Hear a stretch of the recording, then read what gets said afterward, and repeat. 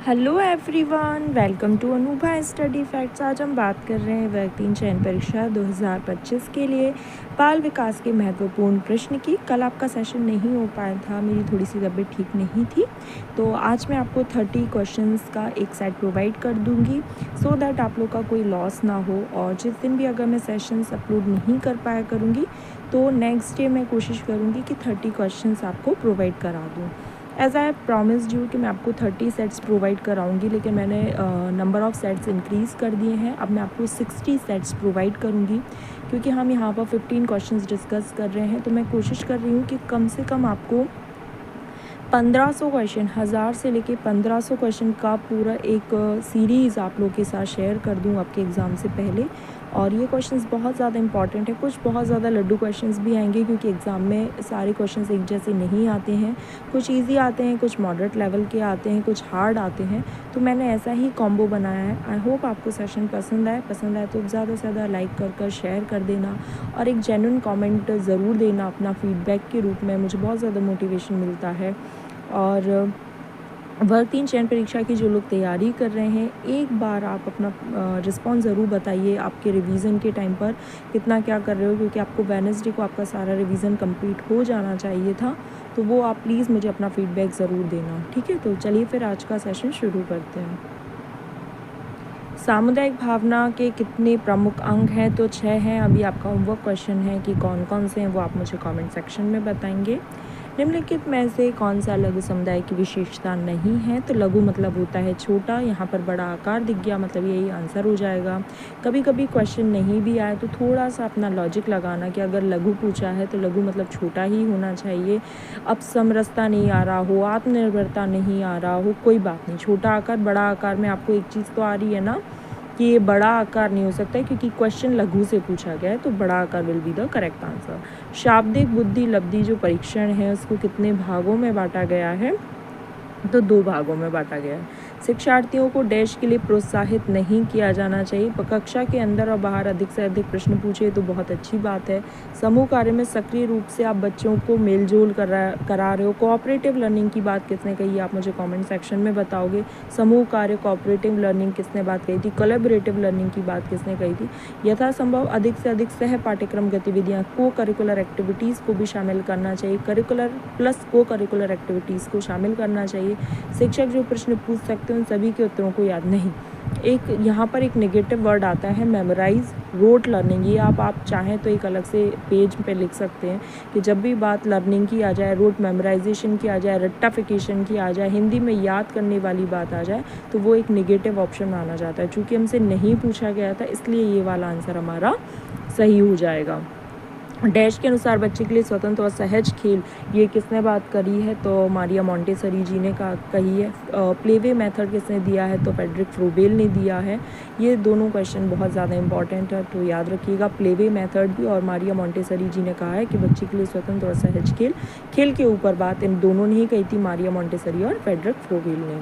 निम्नलिखित में से किसे लर्निंग डिसेबिलिटीज़ के लिए संभावित कारण के रूप में चिन्हित नहीं किया जा सकता? तो देखो, घर की संरचना में अगर कमी है, पेरेंट्स में लड़ाई होती है, कलेश होता है, तो बच्चा डिप्रेस्ड फील करने लगता है, आइसोलेट फील करने लगता है, वो अपनी अभिव्यक्ति पेरेंट्स तक या किसी तक नहीं पहुंचाता। आपने देखा होगा कुछ बच्चे होते हैं जो हमेशा सहमे हुए से बैठे रहते हैं क्लास में। अगर आप टीचर हैं किसी भी स्कूल में, प्राइवेट या गवर्नमेंट में जा रहे हैं, तो जो छोटे बच्चे हैं तो वो उनके घर के परिवेश से बहुत ज़्यादा बात रहती है।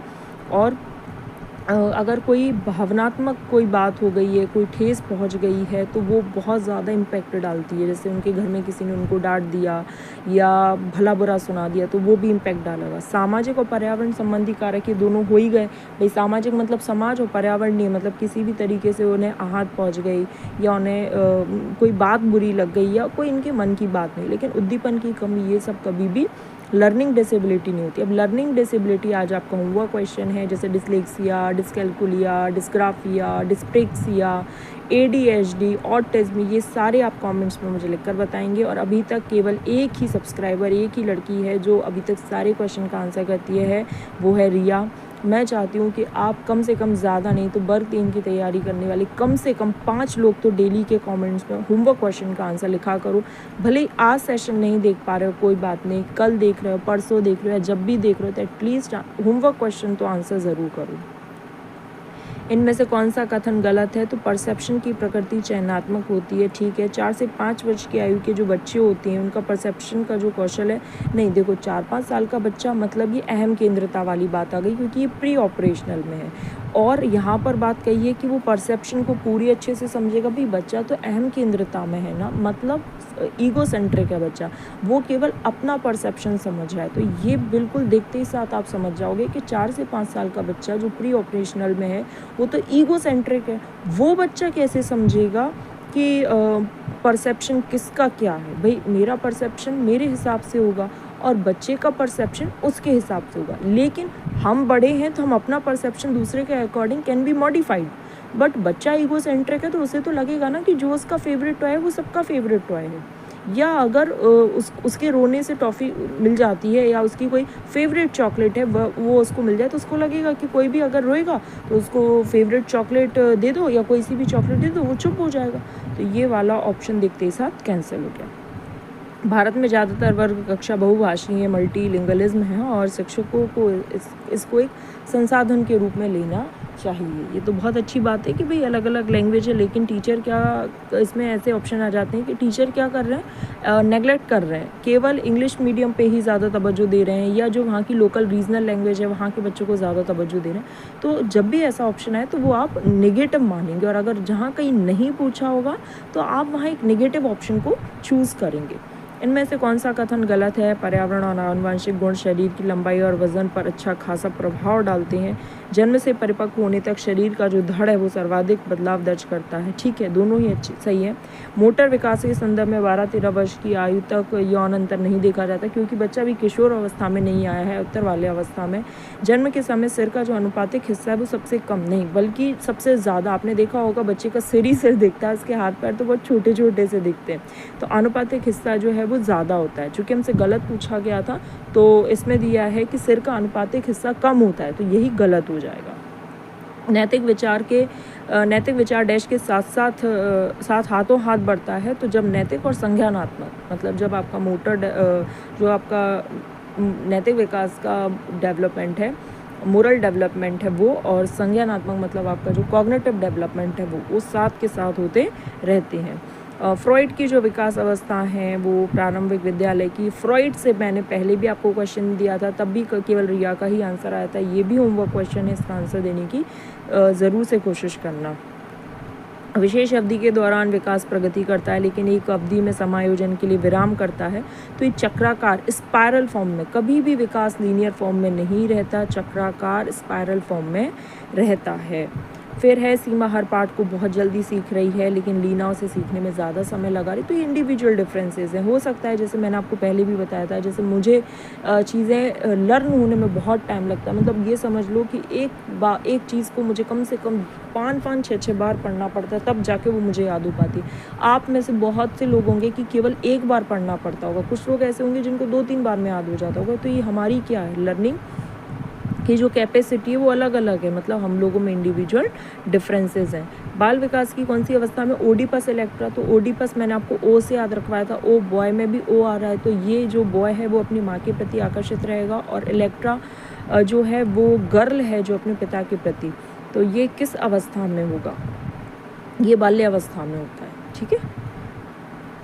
निम्नलिखित में से कौन सा विकास का सिद्धांत नहीं है, तो देखो पहला ही हो गया, क्योंकि सामान्य से विशिष्टताओं की ओर हम बढ़ते हैं। अब इंडक्टिव डिडक्टिव से पूछा था क्वेश्चन, वो भी केवल रिया के द्वारा आंसर किया गया। मतलब मैंने अभी तक इतने सेशंस लिए हैं, इतनी बार होमवर्क क्वेश्चन दिया है, लेकिन एक ही का आंसर आता है। कि आपको इंडक्टिव डिडक्टिव में अंतर नहीं आता, तो आप कमेंट्स में क्यों नहीं लिख सकते? भाई आपको लिखने में अगर तकलीफ हो रही है तो ऑडियो जो आता है ना टाइपिंग कीपैड में ऑडियो, वो ऑन करके अपना आंसर लिखा करो, कम से कम होमवर्क क्वेश्चन के आंसर तो दो। तो सामान्य से विशिष्ट की ओर होता है, चूँकि हमसे नहीं पूछा गया था तो ये हो जाएगा। एक बालक पहले पूरे हाथ को, फिर उंगलियों को, फिर हाथ और उंगलियों को एक साथ कर रहा है, तो वो कहीं एकीकरण का सिद्धांत होता है, जहाँ पर आप पहले केवल उंगलियाँ यूज़ कर रहे हो, फिर हाथ, फिर उंगली और हाथ पूरे, पहले आपने एकदम पूरा का पूरा हाथ रख दिया, जैसे आपको कुछ लिखने दिया तो आपने देखा होगा बच्चा पूरे से हाथ से पेंसिल को पकड़ेगा, फिर धीरे धीरे से समझ आएगा तो वो ऐसे 2 उंगलियों से 3 उंगलियों मतलब ऐसे पकड़ेगा, फिर धीरे धीरे हाथ उंगलियों का एक सामंजस्य बिठाएगा। तो इसको एकीकरण का सिद्धांत कहते हैं। मनोसामाजिक, तो मनोसामाजिक सिद्धांत सबसे पहले तो किसने दिया ये पता होना चाहिए। तो निम्नलिखित में से किस पर बल देता है? तो मनोसामाजिक सिद्धांत अगर आपको पता है कि एरिक एरिक्सन के द्वारा दिया गया है तो आप ये आंसर ज़रूर दे लेंगे कि उद्गम के मुकाबले हीनता स्तर ये उन्हीं की स्टेजेस में है। तो 8 स्टेजेस दी थी, आप चाहें तो 8 स्टेजेस के नाम दे सकते हैं। आज आपको देखो कितने सारे होमवर्क क्वेश्चन मिले, और ये होमवर्क क्वेश्चन देखो आपके लिए दे रही हूँ, आपकी एक पॉजिटिवनेस के लिए दे रही हूँ कि उससे आपको लगे कि हाँ अगर आपको पता होगा तो आप खटाखट आंसर लिख दोगे, लेकिन अगर आपको नहीं पता होगा तो आप वापस पढ़ोगे कि अरे यार वो अनुभा स्टडी फैक्ट्स पर जो सेशंस चल रहे हैं हमें उनको आंसर करना है, समझ रहे हो? इसलिए आप पढ़ोगे, दोबारा पढ़ोगे, तिबारा पढ़ोगे। अगर बार बार ये 8 स्टेजेस भूल रहे हो तो एटलीस्ट पढ़ोगे तो सही, लेकिन आप में से कोई एक्टिवली पार्टिसिपेट ही नहीं करना चाहता। मानव विकास कुछ विशेष सिद्धांतों पर आधारित है। कौन सा मानव विकास का सिद्धांत नहीं है? तो सामान्य से विशिष्ट है, निरंतरता है, अनुक्रमिकता है, मतलब एक क्रम में चलता है लेकिन प्रतिवर्ती नहीं, रिवर्स नहीं होता कि भाई एक बार आपकी ग्रोथ, आपकी जो हाइट है वो बढ़ गई, वापस से आप छोटे हो गए, तो ये नहीं हो सकता। प्रत्येक शिक्षार्थी स्वयं में विशिष्ट होता है। इसका अर्थ ये है कि सभी शिक्षार्थियों के लिए एक समान पाठ्यक्रम संभव नहीं है, बिल्कुल, क्योंकि भाई सबकी नीड अलग अलग है। एक विषम रूपी कक्षा में शिक्षार्थियों की क्षमताओं को विकसित करना असंभव है। कोई भी 2 शिक्षार्थी अपनी योग्यताओं, रुचियों और प्रतिभाओं में एक समान नहीं होते, बिल्कुल। जो बच्चा स्वयं विशिष्ट होते हैं प्रत्येक, तो वो ये होती है कि उनकी जो योग्यताएं हैं, उनकी जो रुचियां हैं और जो प्रतिभाएं हैं वो ना एक समान नहीं होती हैं। बच्चे के विकास के सिद्धांत को समझना शिक्षक के लिए किस बात में सहायता करता है कि शिक्षार्थियों को क्यों पढ़ाना है, या शिक्षार्थियों की विभिन्न अधिगम शैलियों को प्रभावी रूप से संबोधित, बिल्कुल। उनकी जो विभिन्न अधिगम शैलियाँ हैं, भी किसी को सुनकर याद हो रहा है, किसी को देखकर, किसी को लिखकर याद हो रहा है, तो आप क्या करोगे कि उनके हिसाब से चलोगे। जैसे अब मुझे लिख कर याद होता है, मुझे मतलब 5-6 बार में तो याद होगा, फिर उसको जब तक लिख नहीं लूँगी ना तो मुझे याद नहीं होगा। तो ये मेरी अधिगम शैली है कि मुझे लिख कर याद हो रहा है। अब कोई टीचर मुझसे ये कह दे कि नहीं तुमको तो केवल मतलब हम पेपर पेन नहीं देंगे, तुम्हें केवल बस ऐसे ही रीड करना है और आंसर सुना देना है, मैं सुना ही नहीं पाऊँगी। तो ये आपको एज अ टीचर ध्यान रखना है कि बच्चे की बेसिक नीड क्या है, वो क्या चाहता है।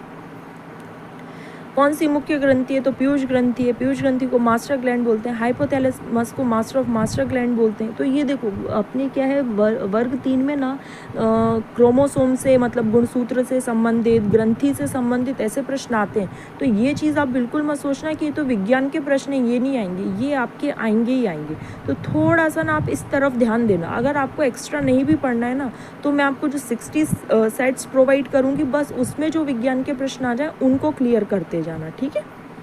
वह अवस्था जहाँ पर 46 गुणसूत्रों में से एक की अधिकता हो जाती है तो कौन सी है? तो वो डाउन सिंड्रोम होता है। 21 क्रोमोसोम पर जब एक एक्स्ट्रा क्रोमोसोम आ जाता है, ट्राइसोमी ऑन 21 क्रोमोसोम आ जाए, वो आपका डाउन सिंड्रोम होता है। क्लाइनेफेल्टर जो एक मेल में होता है, इसमें भी 47 है लेकिन ये पर्टिकुलर मेल में होता है। टर्नर सिंड्रोम जो 18th क्रोमोसोम पर अगर ट्राइसोमी हो जाए तो कौन सा सही क्रम है? तो अंडाणु, शुक्राणु, फिर जाइगोट बनेगा, युग्मनज बनेगा, फिर ब्लास्टोसिस्ट होगा, ठीक है। व्यवहारवादी ने कहा कि मुझे बहुत बहुत ज़्यादा इम्पॉर्टेंट है कि भाई वॉटसन का ये कथन था कि आप मुझे 1 दर्जन बच्चे ला कर दे दो, मैं उन्हें कुछ भी बना सकता हूँ, डॉक्टर, वकील, चोर, इवन चोर भी कहता है, जो चाहूँ वो बना दूँ, आप मुझे 1 दर्जन बच्चे ला कर दे दो। ये व्यवहारवादी हैं, ध्यान रखना, बिहेवियरिस्ट हैं। ये JB वॉटसन नाम है इनका, JB वॉटसन। मनोलैंगिक विकास में जो सुप्तावस्था है ना वो आपकी 6 से 12 वर्ष तक की होती है, क्योंकि यहाँ पर जो बच्चा है वो सेम सेक्स के साथ दोस्ती करता है, सेम लिंग के साथ। लड़की है तो वो लड़की के साथ ही दोस्ती करेगी, लड़का है तो लड़का के साथ ही दोस्ती करेगा और उसी के साथ गैंग बनाने की कोशिश में रहेगा। लेकिन जो अपोजिट सेक्स के प्रति अट्रैक्शन है वो किशोर अवस्था से प्रारंभ होता है। एक बच्ची कहती है कि धूप में कपड़े जल्दी सूख जाते हैं, तो वो क्या बता रही है? तो देखो धूप में कपड़े सूखना ये हो गया कारण, और कपड़े जल्दी सूख रहे हैं वो हो गया कार्य। तो कपड़े का जल्दी सूखना वो कार्य है, लेकिन किस में सूख रहे हैं? धूप में, तो वो कार्य। कारण, तो कार्य कारण का ये कथन बनता है, ये बहुत ज़्यादा इंपॉर्टेंट है। सीटेट का तो बिल्कुल इतना फेवरेट क्वेश्चन है, हो सकता है आपने एमपी में भी पूछ ले ऐसा कोई प्रश्न। तो एक बच्ची कहती है कि धूप में कपड़े जल्दी सूख रहे हैं, तो कपड़े जल्दी सूखना कार्य है, लेकिन धूप में सूख रहे हैं तो वो कारण है, तो ये कार्य कारण का प्रश्न बनता है। पियाजे के अनुसार बच्चों का जो चिंतन है वो किस प्रकार से भिन्न और किस प्रकार से, ये सीटेट का प्रश्न है, बहुत ज़्यादा इंपॉर्टेंट है, होमवर्क क्वेश्चन है। जो भी इसका आंसर देगा नेक्स्ट वीडियो में मैं उसका नाम टैग कर दूंगी। कोलबर्ग ने प्रस्तुत किया, ये लड्डू क्वेश्चन है, नैतिक विकास का सिद्धांत। भाषा विकास के लिए प्रारंभिक बचपन काल कैसा होता है, तो बहुत ज़्यादा अति संवेदनशील वाला काल होता है। विकास की किस अवस्था तक बुद्धि का अधिकतम विकास हो चुका होता है, तो बुद्धि का जो विकास है वो आपका किस में हो चुका होगा, किशोर अवस्था तक। किस में हो चुका होगा, किशोर अवस्था तक। तो गाइज़ यहाँ पर हमारा सेशन कंप्लीट हुआ। आई होप आपको सेशन पसंद आया, और पसंद आया तो डू लाइक शेयर सब्सक्राइब। और होमवर्क क्वेश्चन और बहुत सारे मिले हैं, तो प्लीज़ कोशिश करना सारे के आंसर करो। और जो चीज़ नहीं आए वो सोचो वापस से कि अरे ये चीज़ मैं कैसे भूल रही हूँ या कैसे भूल रहा हूँ, तो वापस से अपनी जो थ्योरी जहाँ लिखी है या जिस किताब से पढ़ रहे हो, तो वापस से आंसर देने की कोशिश करना, है ना। तो चलो फिर हम नेक्स्ट सेशन में मिलेंगे। Thanks for watching this video.